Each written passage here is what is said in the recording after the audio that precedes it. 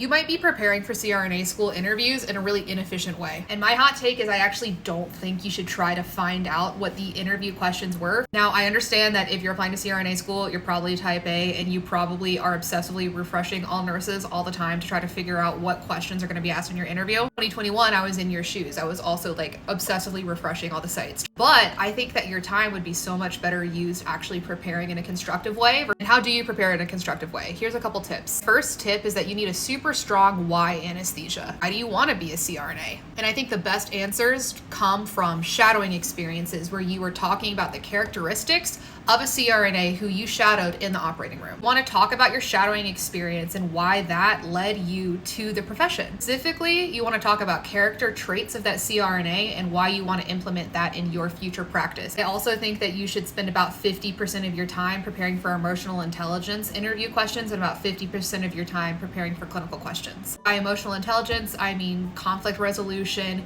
patient stories, why you want to be in the profession, leadership in the profession, things that are not clinically based. The Anthony Stagg YouTube channel is a great place to start for emotional intelligence preparation. For clinical preparation, yes, review all of your drugs that you use down to the cellular level, but also make sure you spend a lot of time on monitoring and hemodynamics and lung mechanics and ventilation. CRNA, who's a cardiac CRNA, and I have partnered up, and we have a whole library of lectures on hemodynamics, pharmacology, pathophysiology at Confident Care Academy. Y'all nurses who use our lectures are finding great success in the CRNA school interview scene. That's Confident Care Academy if y'all are ready to check that out. And a final free tip is to practice interviews with mock interviews and to practice both Zoom and in person. You're going to want to practice your mannerisms and your delivery of your questions. And if you can't afford a mock interview, record yourself and doing interview questions with a friend over the phone and then record it with a video to see how you look as you are going through the interview process. That's something that'll help you a lot. All the applicants out there, good luck.